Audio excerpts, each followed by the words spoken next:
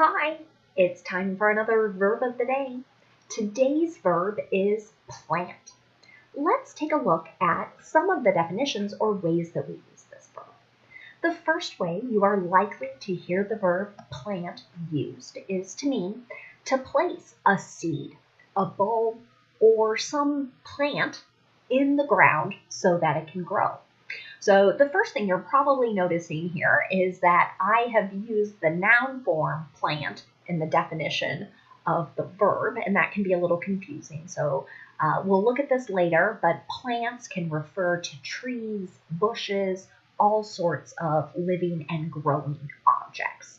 So anytime we're putting a seed, a bulb, or something that has already started to grow in a ground or in another location or spot, we are engaged in the action of planting.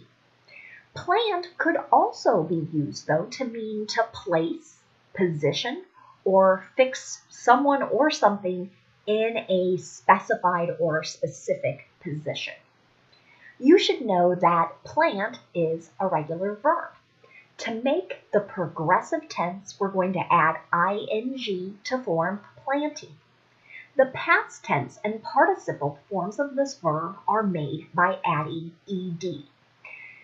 The base verb, plant, ends in a T sound, so our ed ending is going to make an id sound. There's going to be an extra syllable. Hopefully you can hear it as I say planted, planted. Now let's take a look at some phrasal verbs that use plant. And the phrasal verbs we're going to look at today are all going to be a bit similar. So we're going to focus on plant something in, but you're going to see that this can have a number of different meanings. The first way to use to plant something in is to mean to place or set a plant or seeds in something or some area.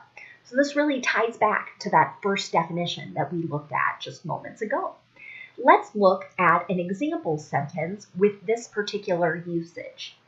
She's going to plant the flowers in several pots. So here, pots are that something that someone is going to use to grow flowers. Another way, or another meaning, I should say, for planting something in is to mean to introduce or establish something in someone's minds or emotions. Let's look at an example sentence to better understand that meaning. Did your brother plant that silly idea in your head? So this is probably something that happens with younger and older siblings. Maybe the older one can convince the younger one to do, say, or plan something that they know mom and dad won't appreciate or that might not be acceptable. So it's in a way sort of like, did the older sibling give the younger one this idea and have it sort of take off, grow in one's mind that this would be a good thing to do. A third way to use plant something in is to mean to hide something, either in another object, so in something else, or in some other place. Here is an example of that usage. They planted microphones in the office to secretly record conversations. So this particular usage you might see in news accounts, particularly if it's related to crime. But I think you're also likely to see or hear this usage as you read books, watch movies, particularly if they're sort of action-oriented. The last way that you might hear plant something in is connected to, again, secretly putting or placing something, and it could be on someone's clothing, it could be in an object, and the reason it's being done is to create this false understanding.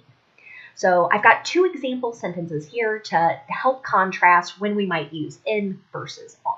So let's look at those sentences. The police officer planted drugs in a suitcase belonging to the suspect. So here, suggesting this officer secretly placed drugs in another object. The second sentence, the police officer planted drugs on them. So that sort of suggests it's on their personal sort of space, on their clothes.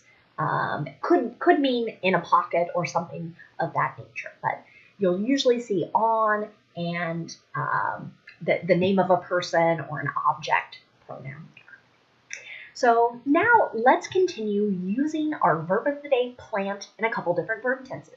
Today we're going to focus on the simple past and the simple present. Let's start with the simple past tense. You might remember that we use this verb tense to talk about an action that has been completed at a known time in the past. The nice thing about the affirmative creation here is that we're going to use that ed form, and that's the way we construct it no matter what our subject is. So if it's singular or plural, our formation of the verb here doesn't change. Let's look at an example sentence. The grandchildren planted 90 flags in their grandmother's yard to celebrate her 90th birthday.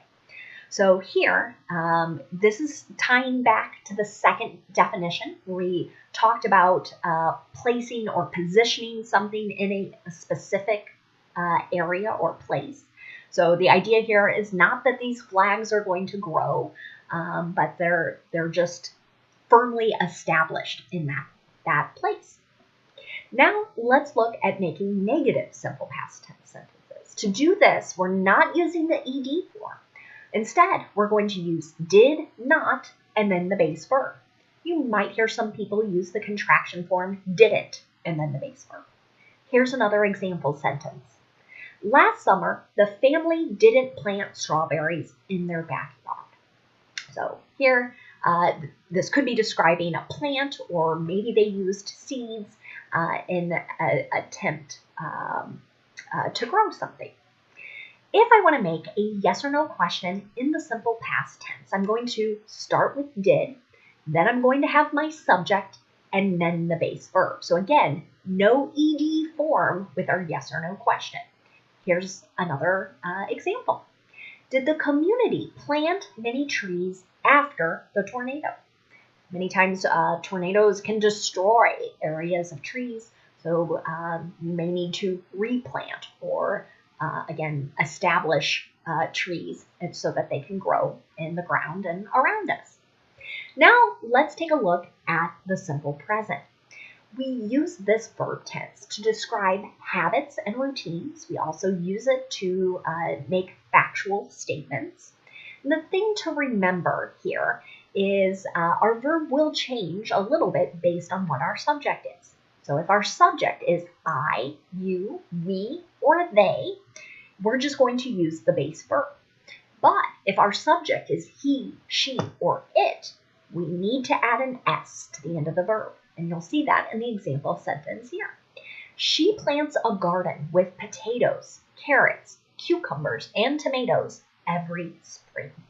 This is clearly describing a habit or a routine. Now, if I want to make a negative simple present sentence, again, my formation will be a little different based on what my subject is. So if my subject is I, you, we, or they, I'm going to use do not and then the base verb. If my subject is he, she, or it, I'm going to use does not and then the base verb. So in the negative, we're never adding an S to the end of the verb. Here's another example. I don't regularly plant flowers at my house. So this is not my routine, not my habit.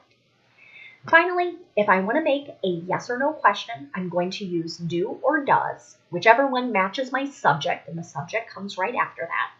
And then we'll have the base verb. So again, no S here in our yes or no questions. An example, does he plant himself on the couch after school? What this is suggesting or tying back is, again, to that second definition of someone coming and just sort of sitting, relaxing, not moving from their place on the couch.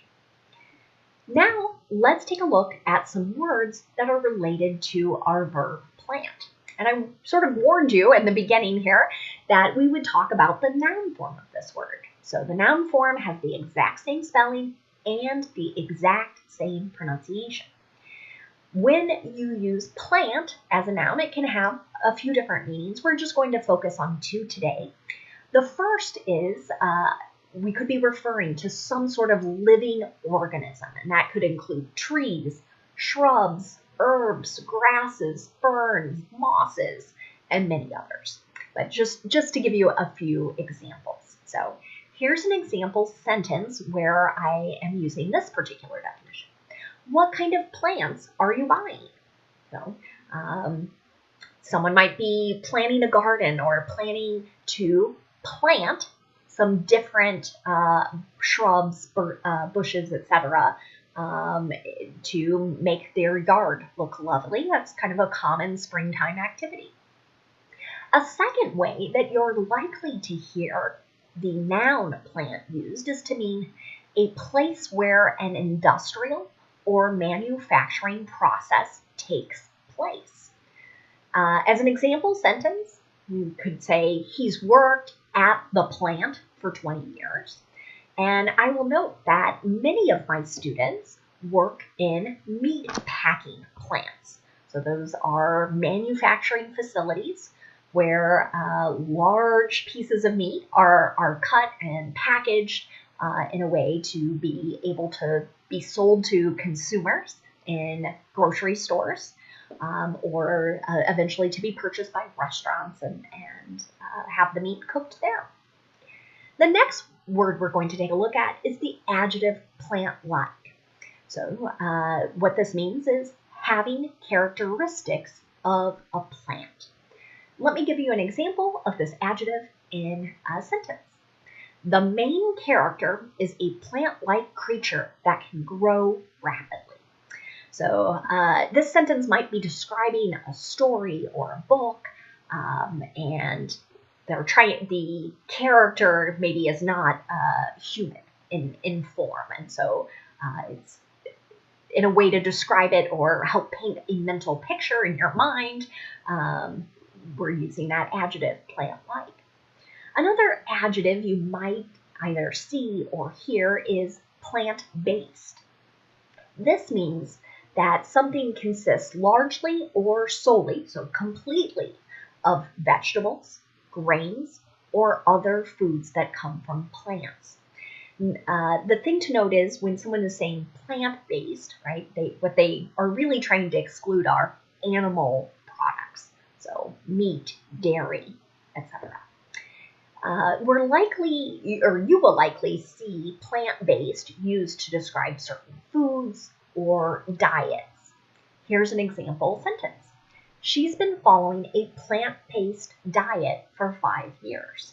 Another sort of word connected to this would be vegetarian. She's been a vegetarian for 5 years. She doesn't eat meat or other animal products. Thanks so much for watching today's video. I hope you have a great day.